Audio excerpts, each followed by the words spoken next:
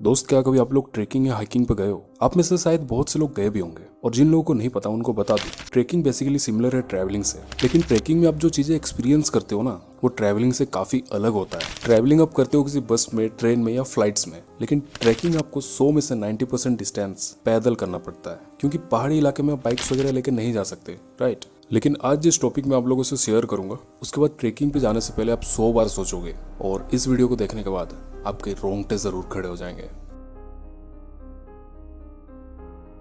जनवरी 23, 1959 की सुबह 10 लोग एक ट्रेकिंग एक्सपीडिशन के लिए निकल पड़ते हैं और बढ़ते हैं साइबेरिया के यूरल माउंटेन रेंज की तरफ। गाइस, इस ट्रेकिंग ग्रुप में 8 लड़के और 2 लड़कियां थी।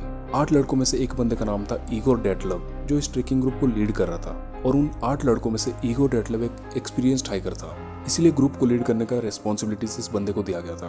इगोर डैटलव अपने साथ एक छोटा सा डायरी हमेशा रखे रहता था, जिसमें वो पल पल की खबरें लिखते रहता था। ट्रेन में सफर के दौरान इगोर ने अपने डायरी में ये लिखा था, I wonder what awaits us in this trip.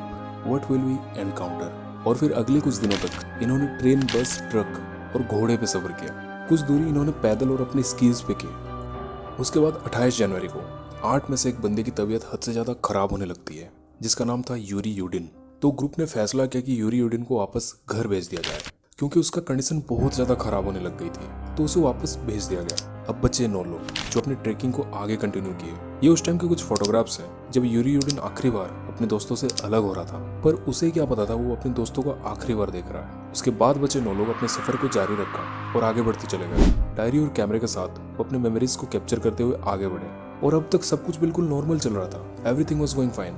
1 फरवरी को वो एक पहाड़ के बॉटम पे पहुंच गए, और उस पहाड़ को वहाँ के लोकल लोग माउंटेन ऑफ द डेड के नाम से जानते हैं। पूरे दिन वो पहाड़ की चढ़ाई करने में निकाले, और आखिरकार पहाड़ के चोटी से कुछ मीटर्स नीचे अपना कैंप वगैरह लगाने को सोचा। फिर उन्होंने टेंट्स लगाए, आग जलाए और अपने लिए डिनर्स बनाए। लास्ट बात जो उनके डायरी में लिखा गया था वो था, dinners in the tent, nice and warm, can't imagine such comfort on the rich, with howling wind outside, 100 kilometres away from any human settlements.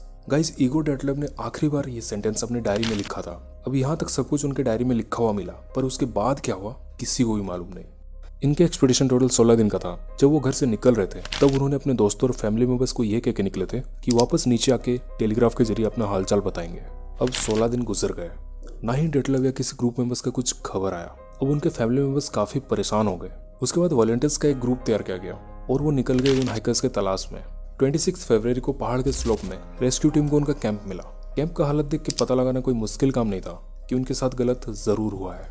Tent एक बर्फ के पतले लेयर से ढका हुआ था, और टेंट के अंदर हाइकर्स के सामान बिल्कुल सही से पड़े हुए थे, लेकिन वो जो टेंट का कपड़ा होता है ना, वो अंदर से चाकू की मदद से फाड़ा गया था।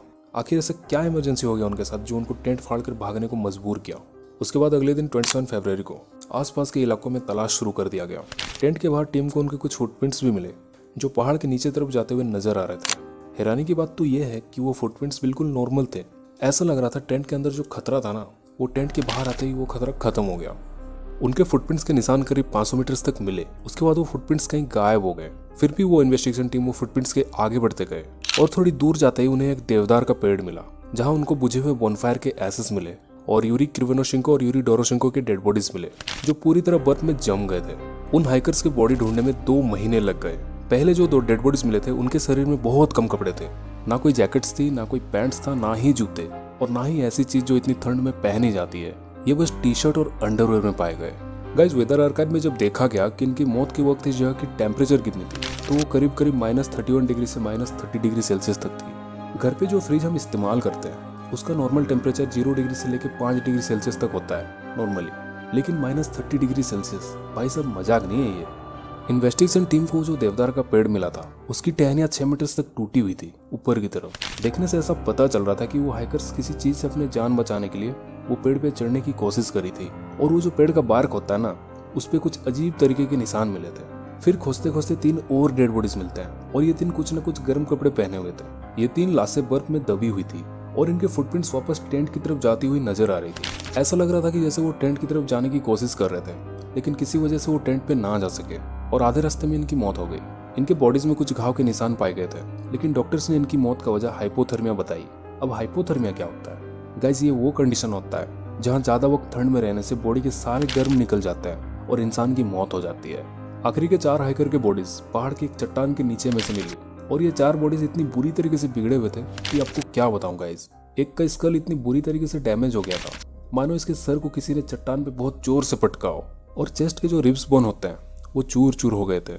फिर एक बंदे का 2 आंख गायब था, he was missing his eyes, और एक लड़की का जुबान नहीं था यानी टंग। हैरानी की बात तो ये थी उस क्राइम सीन से उन्हें जो सामान मिले थे उन इन्वेस्टिगेशन टीम को, उसमें से 2 टी शर्ट ऐसे थे जिसमें रेडियो एक्टिव मटेरियल्स पाए गए थे। पहले तो वो ये सोच के इन्वेस्टिगेशन कर रहे थे कि इनको किसी ने मारा है या इनका मर्डर हुआ है, लेकिन 20 मई 1959 को ये केस कम्प्लीटली बंद कर दिया गया, क्योंकि ऐसे कोई सबूत ही नहीं थे जिससे जाहिर हो सके इनका मर्डर हुआ है या आपस में ही ये लोग एक दूसरे को मारे हैं। तो इनके साथ एक्चुअली हुआ क्या था, इसी के चलते ये इंसिडेंट के थोड़े और अंदर गया मैं। गाइस अगर ये हाइपोथर्मिया से मरे थे तो इनके सर कैसे फटे थे, आंख कैसे गायब थे, और वो उस लड़की की जुबान नहीं था भाई। अब ठंड की वजह से किसी का आंख या जुबान तो नहीं निकल जाएगा ना, राइट। अब काफी लोग ये इंसिडेंट को येटी से जोड़ते हैं कि येटी ने मारा है इनको। गाइस मुझे भी काफी हद तक यही लगता है, या कोई और जंगली जानवर भी हो सकते हैं। अगर ऐसा कुछ नहीं था तो वो लोग पेड़ पे चढ़ने की कोशिश क्यों कर रहे थे, why they tried to climb on a tree. उसके बाद उन हाइकर्स के फैमिली और कई लोगों ने इसको लेके प्रोटेस्ट करना शुरू कर दिया, वो हाइपोथर्मिया की बात को लेके। इन्वेस्टिगेशन के दौरान कुछ कपड़ों में रेडियो एक्टिव पार्टिकल्स पाए गए थे। उसके बाद सबका ध्यान गया उस समय चल रहे न्यूक्लियर टेस्ट की तरफ। उस वक्त सोवियत यूनियन और अमेरिका के बीच कोल्ड वॉर चल रहा था, और कुछ साल पहले ही अमेरिका ने हिरोशिमा और नागासाकी पे न्यूक्लियर बॉम्ब गिराया था। उसके बाद लोग यही सोच रहे थे कि सोवियत यूनियन चुपके से इस पहाड़ पर कुछ न्यूक्लियर टेस्ट किए होंगे, जिसकी रेडिएशन से उन 9 हाइकर्स की जान चली गई और कई बार एवेलांच की वजह से इनकी मौत हुई होगी, ऐसे कुछ वो इन्वेस्टिगेशन टीम कह रहे थे। लेकिन गाइस एवेलांच वाली थ्योरी मेरे सर के ऊपर से गई, क्योंकि अगर वाकई में एवेलांच आया था तो टेंट्स तो पूरी तरह ढक जाता बर्फ के लेयर से, राइट। और उस ग्रुप के लीडर इगोर डेटलव एक एक्सपीरियंस्ड हाइकर था, वो ऐसे जगह टेंट लगाता ही नहीं जहाँ एवेलांच का खतरा हो। रही बात रेडियो एक्टिव पार्टिकल्स की, तो हर चीज थोड़ी बहुत रेडियो एक्टिव होती है। तो गाइस इनकी मौत हुई तो हुई कैसे। इस हादसे को आज 65 साल गुजर चुके हैं, दिन गुजरते गए, महीने और फिर साल, लेकिन आज तक ये इंसिडेंट एक मिस्ट्री बन के रह गई है। उन 10 हाइकर्स में से यूरी यूडिन ही वो बंदा था जो बच पाया, क्योंकि उनके ट्रेकिंग शुरुआत होने से पहले यूरी का तबीयत बिगड़ गया और वो वापस घर लौट आया। यूरी यूडिन का नेचुरल डेथ 76 ईयर्स में हुआ 27 अप्रैल 2013 को। गाइस आप क्या सोचते हो इसके बारे में कि आखिर कैसे उनकी मौत हुई होगी, तो नीचे कमेंट सेक्शन में जरूर बताइएगा। गाइस मैं मिलता हूँ अगली वीडियो में, तब तक के लिए sayonara और बाय।